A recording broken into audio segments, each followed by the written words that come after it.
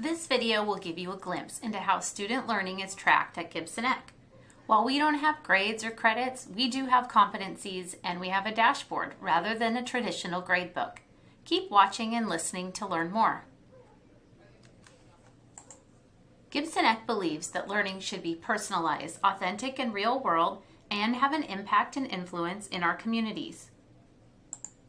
We've created space, programming, and experiences to provide opportunities for students to engage in learning in school and outside of school. We find ways for students to connect their interests, passions, and talents to learning opportunities so they can engage in challenging, meaningful, and deep learning while showing growth and mastery of academic social skills along the way. As students learn, they collect evidence of their learning.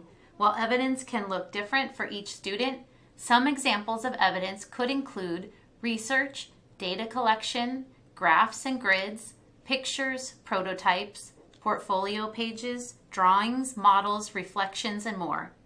Students collect and organize their evidence of learning in their learning portfolio, which allows them to share and talk about learning with others easily. So much can happen during the important stages of learning. We want students capturing and sharing these moments with others. It's easy to think that evidence should be perfect and polished, but we actually love to see the messy learning that happens along the way. Evidence that shows the curiosity, problem-solving, investigation, crafting, making, exploring, and digging into the complexities of learning is what makes learning pop around here. The design thinking squiggle helps tell the story of the messiness of learning that we love and celebrate. Collecting evidence is an ongoing process, and students periodically share their evidence and learning with their advisor and others in many different ways. These moments give students time to discuss their learning with others, reflect on their learning, and get feedback as they continue to learn and grow. The assessment process is deeply personalized, which is why we love to keep students with their advisor for 4 years. Students enter Gibson Ek as emerging learners, allowing us to get to know their strengths, challenges, and personalized vision. As students engage in learning, they move from emerging and exploring learners to engaged and empowered learners. As students share their learning with others, the advisor is looking how to best challenge, support, and inspire each of their students.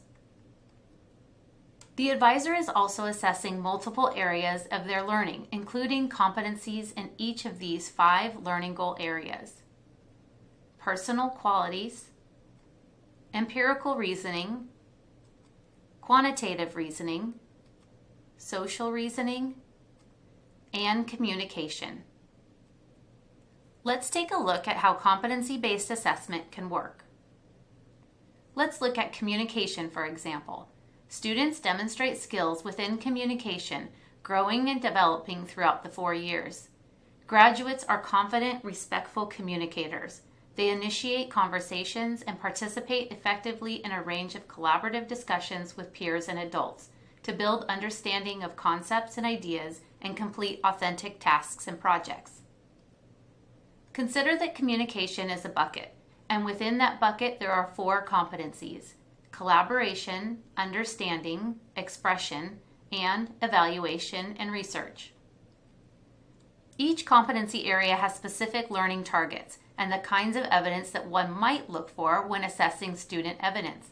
As students engage in learning, whether it's in their internship, through independent projects, design labs, or more, they are learning, practicing, and demonstrating the skills within the competency areas.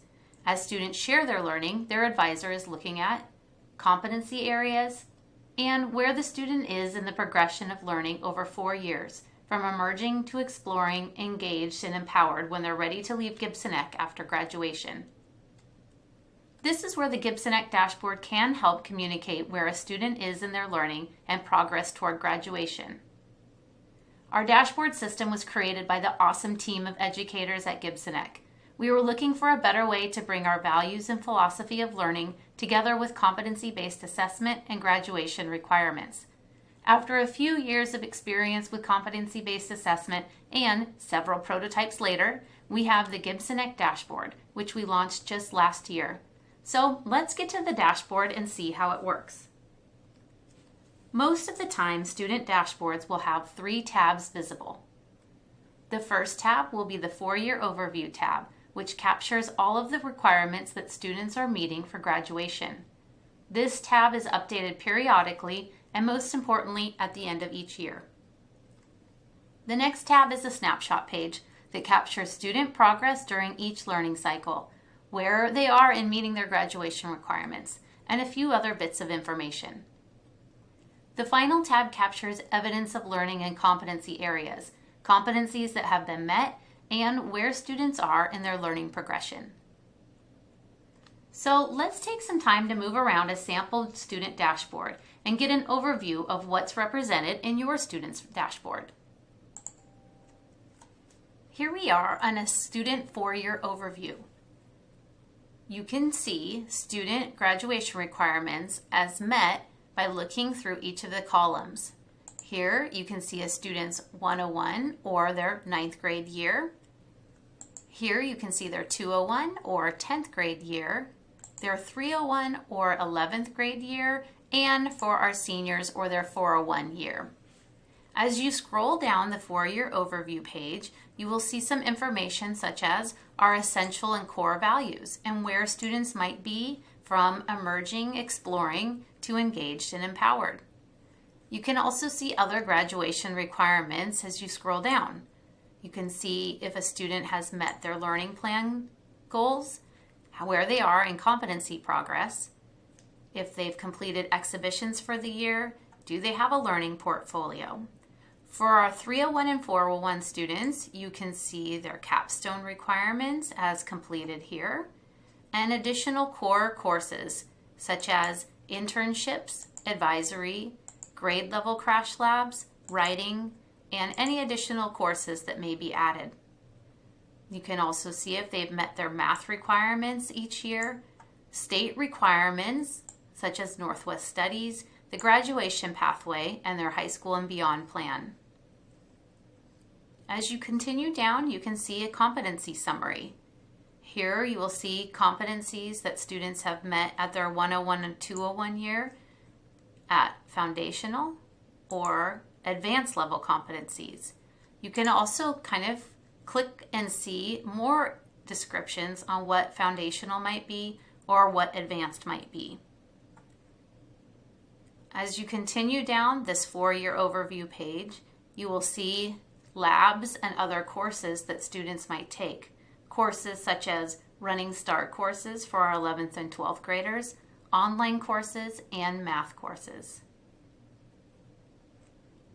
Let's go to the snapshot page. Each year, students will have a snapshot page. This page should show you where a student is during each learning cycle or trimester. Here you can see Learning Cycle 1, which runs from September through December.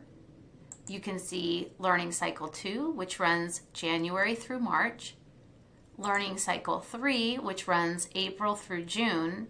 And at the end of each year, you will see the exact status of where a student is, if they've met their requirements, and if they're ready to level up or gateway. Let's take a look at a few more things on the snapshot page. You will continue to see these areas updated for personal vision, new learning, application, and influence. No matter where a student is in their learning progression, should be always celebrated and looking to find out how students can continue to grow from, again, emerging to exploring, empowered learning, and engaged learners. Other criteria can be marked below. For example, where is your student in their learning plan? How are they doing in competency progress? Have they completed an exhibition? And is their learning portfolio being worked on? You might see words such as complete or on track. These are all really great signs. You might see something that says needs attention. This means the student's probably working on it, but they could use some extra support and they could use some extra attention to get this completed, to get back on track or complete. You might also see things such as not yet. This just means that the student hasn't actually had a chance to do this requirement yet. So if you see not yet, that's not really a big deal. If you do see no evidence, that means the student has not submitted any evidence of learning and that this needs attention immediately. You can continue to see where the student is in their main requirements on this tab, as well as labs such as design labs that have completed, math courses can be listed below. Now let's move to the Growth tab. The Growth tab is where we track all competency assessment. Let's start here at the top so we can understand this tab just a little bit more. Up here you can see students and their competency attainment. For example, this dashboard shows that the student has earned 3 competencies at the foundational level. By the time the student meets their 201 requirements or end of 10th grade year, this student should have 20 competencies met at that time. So a student who might be on track will be earning by the end of their 9th grade or 101 year about anywhere between 8 to 10 competencies to be on track. In this section, you can see that this student has met so far 1 advanced level competency. You'll see competencies below be marked and either turn green for being met at the foundational level, which is awesome and what we would expect all students to be meeting. You will also see if they currently have one in progress, it'll show up as gray. And if a student meets one at the advanced level, then this will show up as blue. You can track all of these areas of competencies for students and where they might be in meeting those. Now, how does a student meet a competency? Well, let's take a look here at the top. Under the competency of Better the World, which is in the learning goal area of personal qualities, the student is showing all evidence of learning as they go. So as an advisor is looking at student evidence during a one-on-one meeting, maybe during the exhibition, the advisor can find and see examples of these target areas for these competencies. So the advisor is going to just kind of click where they're seeing that evidence show up. Maybe they're seeing evidence of community engagement and projects. Maybe in Learning Cycle 1, they're seeing leadership show up in their advisory. Maybe they're seeing inventive thinking showing up in their design labs. Maybe investigation, possibly passions, interests, and strengths are in those design labs. Maybe they're completing a product in performance, and so they can click these boxes that demonstrate this is where evidence is showing up in the student's learning. Now, did you notice that as I was clicking, the trees on the right-hand side were starting to grow? This is a really great sign. It means that students are showing appropriate levels of evidence toward those competencies. As an advisor sees that a student is making a good amount of work toward competencies, they can start to decide if it's enough to then mark that competency as complete. Once that's done, you can see that the tree is now fully grown, or if a competency is met at the advanced level, I can see a little bit of flowers to celebrate that. So this page can be pretty complicated and there's a lot of information that's going on. So if you're curious to learn more and are wondering if your student is showing enough evidence in learning areas, please reach out to your advisor. For example, this sample will show us that in understanding, the student has actually shown no evidence of competencies or skills in this area. So this might be an area where they need to find some work within their projects or work in their design labs to then better help them show and demonstrate skills within this competency. Hope that gives you a little bit of information on what that competency page might look like and what you're seeing when you look at your student's dashboard. Don't forget, the 4-year overview will be updated at least at the end of every year, but may also be updated periodically as students meet requirements. The 101 snapshot is a really important page because it will show you where the student is during which learning cycle, and if anything in there needs some attention or a little bit of nudging and support to help them along the way. I'm quite sure that this video answered some of your questions about our dashboard system, but it probably sparked some new questions as well. If you're interested in learning more, then here are a few suggestions. Talk with your student. Ask them about their dashboard and what is reflected on their tabs. You can also reach out to your student's advisor for more information. Our advisors are here to support not only your student, but to make sure that the student, family, and school partnership remains strong. Thank you for learning more about our program and how we're supporting students on their personalized journey.